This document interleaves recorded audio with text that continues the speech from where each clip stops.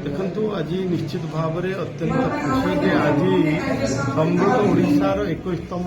स्वर्ण नक्षत्र जयंती अवसर मुख्य अतिथि भाव में मत डाक ये अनेक सांबादिक बंधु मान सहित विशिष्ट व्यक्ति मान सहित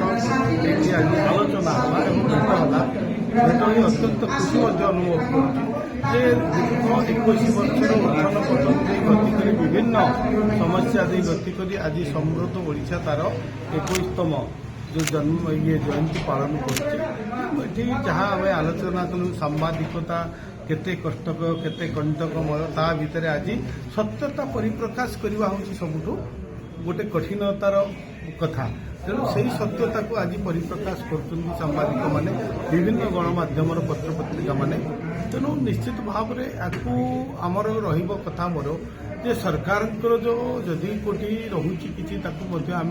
समीक्षा करवा उपेक्षा करवा एवं सरकार जो जिते भल गुण जिते भल योजना ताकू लोकों पाखे केमती पहुंचेबा सरकार योजना साधारण लोक पाखे पहुंचे जे आज जो समृद्ध ओडिशा विकसित ओडिशा